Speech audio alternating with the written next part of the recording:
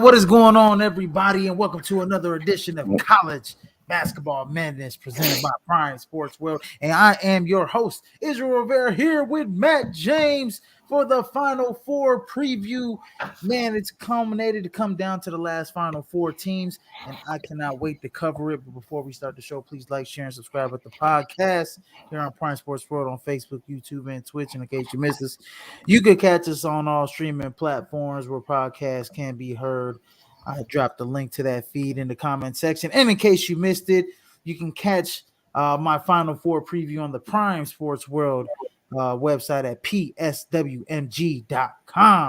So you guys don't want to miss that hot content here that I just dropped. Just dropped the article probably about 20 minutes ago. But Matt James, what is going on? Yes, sir. How's it going?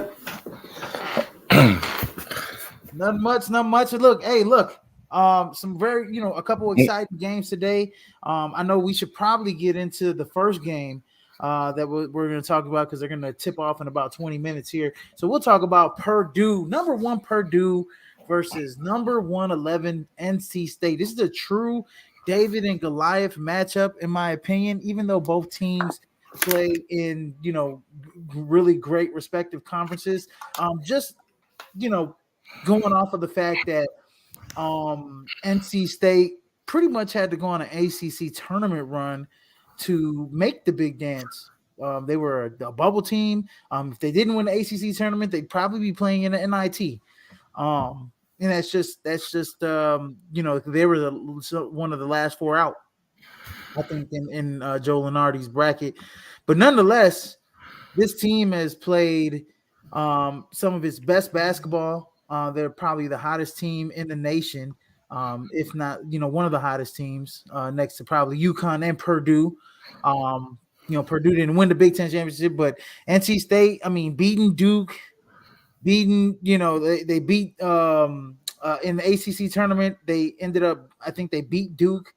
They beat UNC to make the tournament in the ACC tournament. They beat Duke. They beat UNC for the ACC tournament title. And then they actually ended up a couple weeks later had to beat Duke again just to make it here into the Final Four. And then Purdue, obviously, they lost the Big Ten championship game.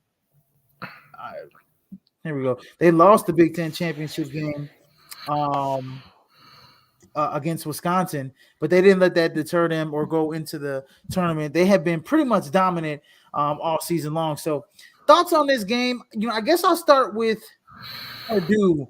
The players to watch for Purdue, Zach Edey. Obviously, he's probably the presumably number 1 player, in the Naismith Player of the Year. Then you got, guys that are around him, right? Braden Smith, Fletcher Lawyer, Lance Jones.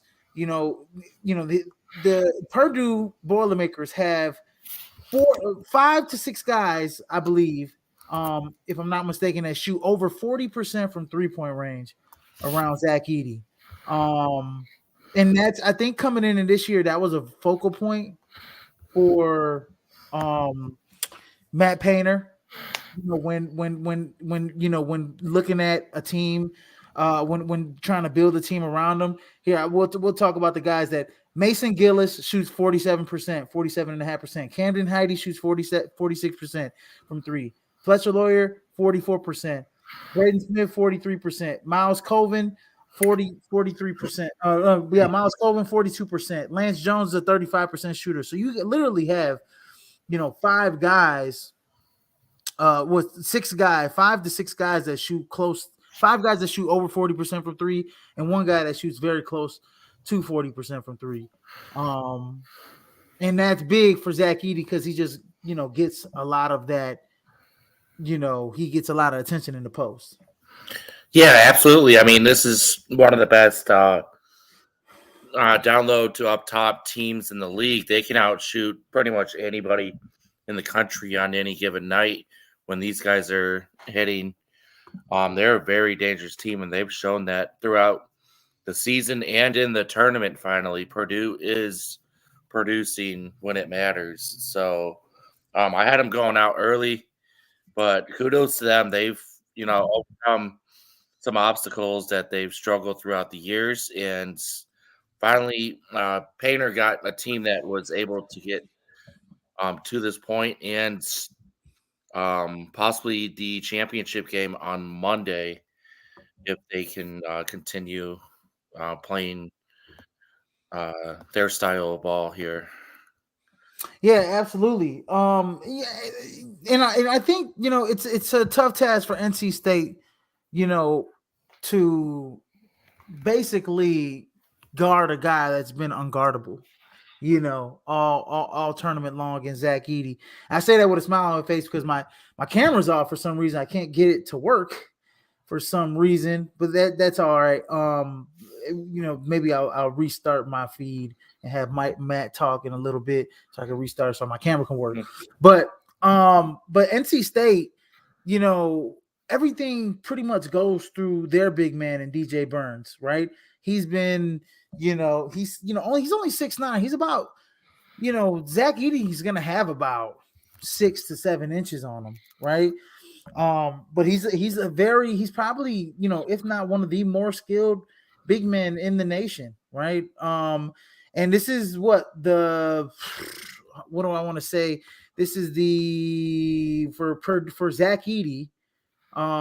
He's had to go against a couple good one at least. This is the second big man matchup that he's got to go against, because the first one was against Utah State in Great Osabor, and they beat that team by 39 points, right? But I'll say this: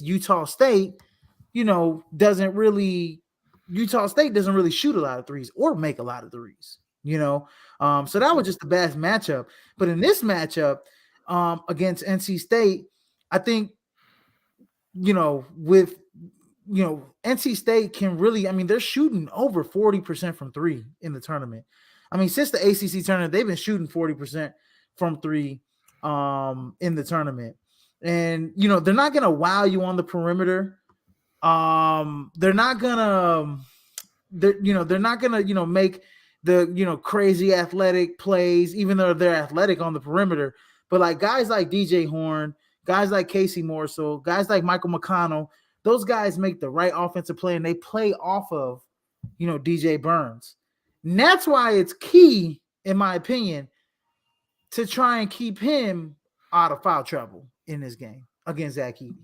Because once he goes into foul trouble, when he's on that bench, it's going to be like, okay, where's this offense going to come from? Like how are we going to start initiating the offense without some of our guys being in foul trouble? Because another guy that's going to be key in trying to defend Zach Edey is Muhammad Giara, right? So he's a guy that's, but he's not that big. I mean, he's a rebounder, he's a glass cleaner, and he's only 6'10". I mean, he's tall, or whatever. He's got long length, but I mean, 6'10" to 7'4", that's still 6 inches, 5-6 inches. So Yeah, they're gonna have a tough time, and they only go 7 deep. NC State, pretty much, right? They have a short rotation, a 7-man rotation, pretty much, and that's pretty much the nature of things with them. So yeah, absolutely. I guess my question is to you: Yep. what can NC State do to win this game against Purdue? One thing is do not allow second chance points. I mean, keep those offensive rebounds for Edey to a minimum. And I mean, as you mentioned, keep out of foul trouble. That is huge for a team that only uses two of their guys out the bench. I mean, if you got one of them fouling out, that's huge, especially if you have DJ Burns in foul trouble early on or even going into half.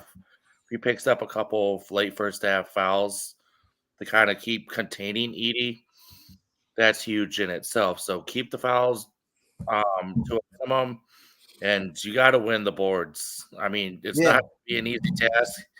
Try to neutralize it as much as you can, especially um, allowing Edey getting those offensive boards. So, I mean, both teams can shoot it from three. So right. you got to win that down low battle. I mean, it's not going to be easy, and it's not supposed to be. So you're playing against a back-to-back player of They the year, yeah. Zach Edey, averaging what, like 25, 13 almost. In the That's tournament, I think he's up. I mean, he just had a 40-16 game last week. yeah. In the closeout win against Tennessee, Hmm. in the Elite Eight win against Tennessee. Um, so that's that. But I want to say this is that NC State has played some of the best perimeter defense. They played some of the best perimeter defense in the nation. In the tournament. I'm sorry. Um, they've allowed guys. They've only allowed teams to score under not under but within under 45% shooting from the field and well under 35% shooting from three. The Hmm. last matchup they had with Duke, you're talking about a hot Duke team that was pretty much all shooting it lights out all tournament, and they held them to 25% shooting from behind the arc Yeah. in that game, and that's just a testament to the defense. Like was Michael O'Connell, DJ Horn, Casey Morsel, Middlebrooks off the bench, Ben Middlebrooks. Those guys are playing great defense on the perimeter. They're contesting shots. They're being hyper aggressive. They have been playing some of the best perimeter ball, and then obviously, I mean, DJ Burns has just been a handful. And I want to say this: I don't think the size of Zach Edey. It's okay. I don't want to say it's going to be a factor, but I don't think DJ Burns is.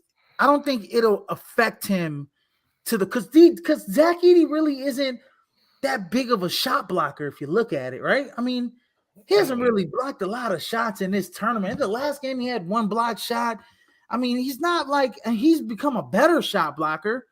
But when I look at Zach Edey, I mean, I don't, I think the offensive skill that DJ Burns, especially like that drop step that he has, the spin that he has, I mean, the touch around the basket. I mean, obviously 7'4" is going to affect some of that. But DJ Burns has enough skill in order to counter a lot of Zach Edey's length and size, and he's got the girth as well. Yeah, use that big body. Oh yeah, he's I got that big mean, body. In the tournament, Zach Edey has upped his points per game from 25 to 30 points per game, and he's averaging 16 rebounds. So he's averaging 4 more rebounds, 5 more points, and he's only blocking. On the season, he was probably blocking around 1.8 to 2 blocks a game. He's blocking around 1.8 blocks per game. So that's that. For a 7'4" guy, that's I would say I'd like to see that a little bit more. But I mean, he's 2 blocks a game. That's not bad. But we all know DJ Burns isn't the biggest rebounder. He's straight up offensive. I mean, his passing, in this game, I think is going to be key. And if the other guys can knock down shots, like I said, Michael O'Connell and those guys. So I guess prediction time, right? Because game is about to start in about 7 minutes here. Prediction and who wins and how. well, basically, we got as you said before, David versus Goliath here. Pardon me, fighting some congestion here. So we got NC State, who's kind of on an Oregon State run from a few years back, who fell short in the Elite Eight to Houston. I mean, coming into the tournament, you have to win a few games in the regular season to end it. Then you have to make that, incredible run to win your major conference tournament like they did. And they stayed hot, made a run, beat, some good teams in their run too. So then you got Purdue, who's the Virginia team who lost to the number 16 seed and is coming back the next year making a championship, their actual title run that they've always fallen short of. Mm-hmm. So, with that said, I'm going to say Purdue's going to continue this run and NC State's is going to fall short of that championship. But it's been an incredible tournament for them and past few weeks. It's been fun to watch. I just think Edie and Purdue's perimeter offense is going to be too much for them in that inside out game that they like to play. And NC State's adjustments at halftime, they'll start to rattle Purdue for a little while in the second half. But once those foul trouble um, starts to kick in towards the end of the game, that's where it's going to ultimately take NC State out. So I got Purdue. What's the spread? 9.5. I believe it is. So It's got to be 9.5. It's close to 10. I yeah, know I'm that going to for a have fact. them covering, but barely. A lot Barely, of it's yeah, due covering the to spread. Yeah, 9.5 being is a in the spread. bonus for a pretty decent amount of time towards the end of the game, especially. Um, yeah, so hmm, yeah, I had Purdue winning. I'm not gonna go against my bracket, but I think that the reasons why they win is obviously I think that DJ Burns is going to get into some foul trouble trying to keep up with Zach Edey. Zach Edey, once he gets in the perimeter, once he gets into what we have to realize is once he gets into that realm, that space, that deep in the post, it's kind of like, okay, he's going to make some buckets. If they realize that, look, Zach Edey he's going to get 25, 30 points. Okay. But let's stop Braden Smith. Let's stop Fletcher Lawyer. Let's stop Lance Jones. Let's stop everybody else. And then on the other end, you got to make Zach Edey work. So I think, on the other end, DJ Burns has to make him work. I think they do have to clean the glass, but NC State have to continue to play that good perimeter defense. I think but I think they're going to get worn down, though, trying to, defend that big body down there in Zach Edey. I think they'll exhaust, DJ Burns won't be on the floor as long. And that means that, a lot of the, passing out of the post, a lot of that initiating of the offense is not going to, they're not going to get in that much of a groove early on. So give me NC State to win this ball game against Purdue Boilermakers. Move on to the national championship as we all have expected. In the next matchup we have on the slate, we have the UConn Huskies, the number 1 UConn Huskies going against the number 4 Alabama Crimson Tide. UConn has just been on a tear of late this year of this tournament, plus 111 point differentiation, clearly leading out of all 4 teams, out of the rest of the pack in the Final Four. UConn has just been dominant, as we saw. They beat Illinois by 25 points, a really good Oh Illinois man. team. Yeah, I mean that game was over before it even started in the second half. And then they went on a 30-0 run. Right, me and Matt were at the bar watching it. And then number 4 Alabama, they just have seemed to elevate their play. For every team. They beat your team in Grand Canyon. Yep. Talk about Alabama a little bit here, Matt.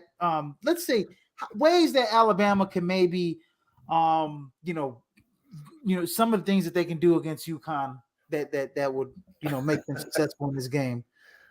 I don't know. Limit their chances.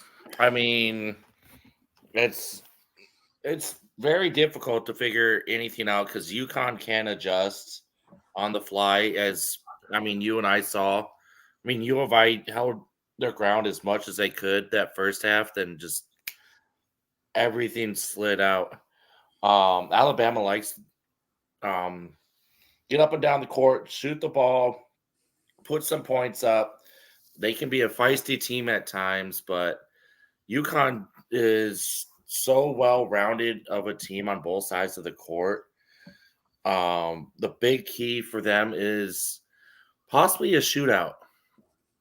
Hopefully they can, outshoot them towards the end and pull this one out. Mark Sears has to possibly have the game of his life. Keep Absolutely. the boards, second chance points again. That's huge in this game. Don't allow any easy baskets for UConn. We saw that way too much in those first 15 minutes of the second half last week, where UConn was just putting layups and having their own down low. You cannot allow that at all. Any big runs, I mean, I'm just trying to pinpoint something here. Just keep up with them. So, I mean, so yeah. you can shut them down to a point, but do not allow that bleeding to get out of control. That's huge. I mean, keep it within reach as much as you can. Place my wagers before the game. Thank you, Matt.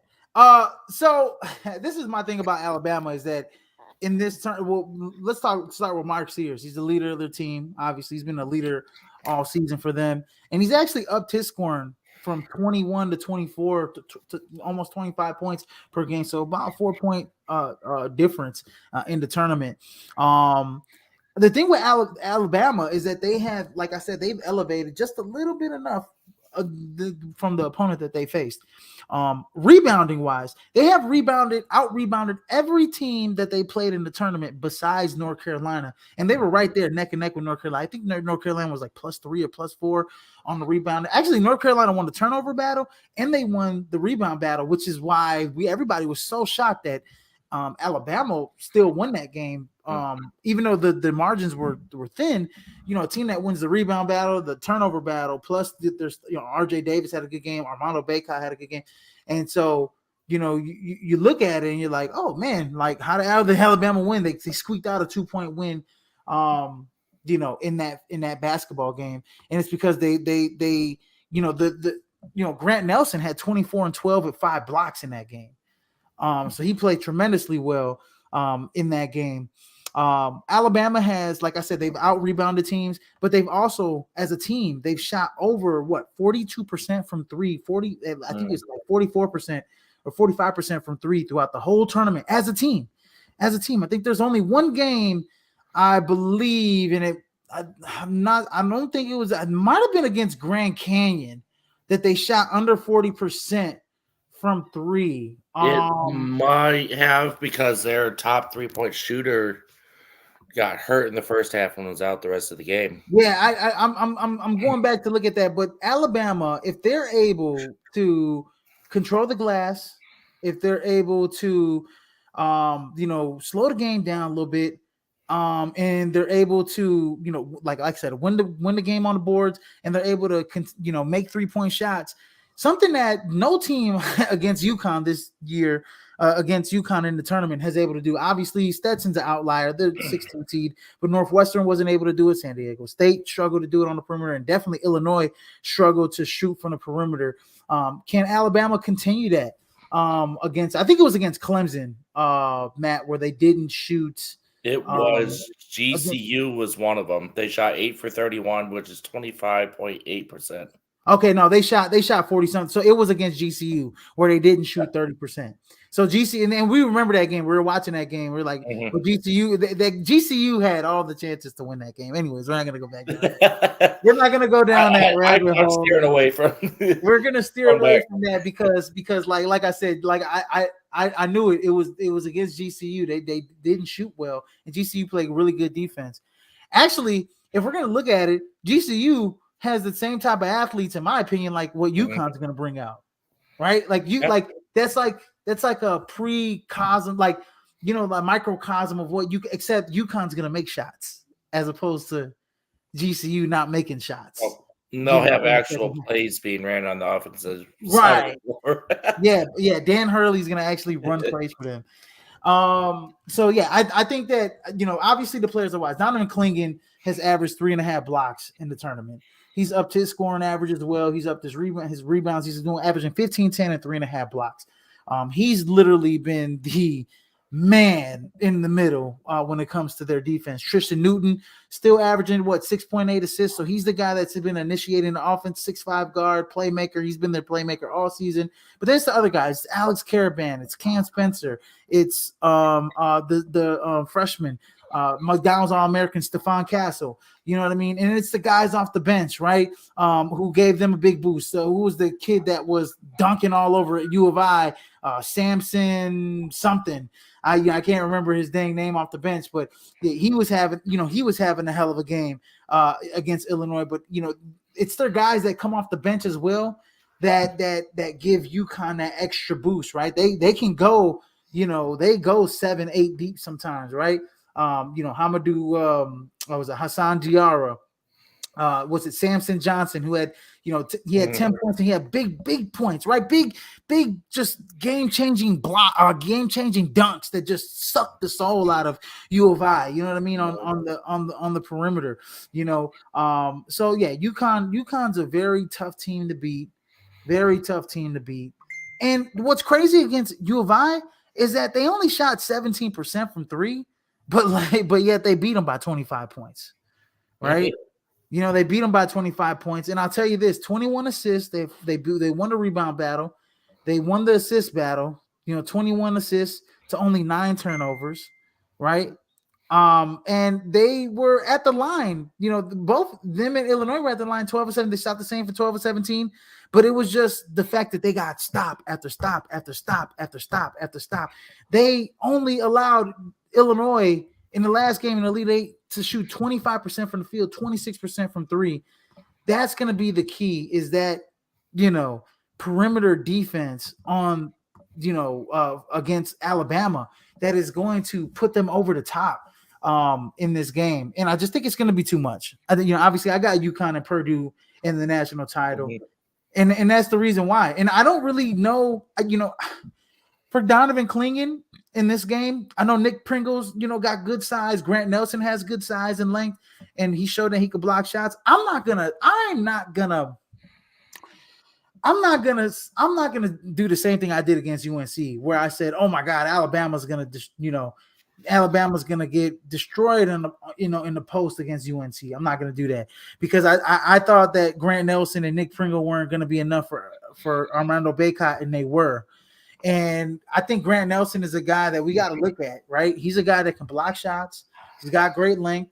And he's also versatile on the offensive end. He used to be a guard, and from his junior to senior year of high school, he grew 8-9 inches. So he's got point guard like skills in a 6'11" body, right? So Grant Nelson, and he shot some threes and made them. He can score from the outside as well. He's a guy that can give Donovan Clingan. He could pull him outside. He can give Donovan Clingan some fits offensively. But I think if Alabama's going to win, they got to win the rebound battle. They got to be more physical, and they got to make their shots on the perimeter. I think if they can do that, I think they'll be in good shape against UConn. We saw UConn, how they got blown out by Creighton in the beginning, towards the middle of the year. That's exactly how Creighton beat them. They won the rebound battle, and they shot lights out from three-point range. That's how Alabama could beat them. Mark Sears has to be special. I don't know if it's going to happen. UConn smells blood in the water. They're ready to go against the title game. And we're all looking forward to seeing that UConn-Purdue matchup in the national title. Yeah, absolutely. I mean, I'm going to go quick here. As you mentioned, UConn being, similar to GCU, they just have a much better offense, especially the game plan. And it's the fact that I mean, GCU, held Alabama to 72 points. And I mean, I just think UConn's going to cover their spread yet again. And I think this is a record all time for the streak or whatever of spreads covered in the tournament. So especially for double digits or something. Right now they have. I can't pick it off the top of my head. I saw it last week. I think right now, UConn. I think UConn. This team is better in point differentiation than last year's team right now. I think last year's team was like in the 80s or something like that. This team's at 111. Yeah, plus 111. So they're blowing teams out, and good teams at that. San Diego State was a good team. Illinois was a good team. Alabama's a good team. I mean, Alabama's a good team. And if they blow Alabama out, then Purdue next week. I mean, see how. I mean, Purdue next week. I don't know how much of a chance Purdue has against UConn on Monday. I mean, I don't know if when they make it, when we'll talk about it. We'll talk about it, but I think when it comes to the national title game, if it is going to be, we're both picking Purdue and UConn. If it is going to be those two, you know, UConn doesn't have to double team Zach Edey. No. Donovan Clingan can play him straight up. Yeah, I mean, we were named 2 or 3 guys off of UConn last week watching them play Illinois that can, guard Edey by themselves. I mean, that's incredible. Samson Johnson can guard him by himself. The fact that they have that, I mean, that's just shows how well-rounded of a team they really are. Yeah, absolutely. I agree. You guys let us know who you think is going to be in the national title, who's going to win the final 4 games. I know Purdue and NC State is tipped off already, so I'm going to get off and watch that game. Matt's going to get off and watch that game. You guys let me know what you like. Please like, share, and subscribe to the podcast here at Prime Sports World. And in case you missed it, you catch us on all streaming platforms where podcasts can be heard. Anyways, we will come back here on Monday. Well, actually, you know what? I'm gonna come back tomorrow and preview the women's national title game. So you guys don't want to miss that hot content. Maybe Matt James will join us for that. TJ will join us for that. And then we'll come back Monday with the men's national championship preview and instant reaction after the game. So you guys don't want to miss that hot content on Prime Sports World. But anyway, ladies and gentlemen, like I like to say, and as I like to leave, man, in case I miss you, good afternoon, good evening, and good night, ladies and gentlemen. All right, guys, enjoy the games. Be safe.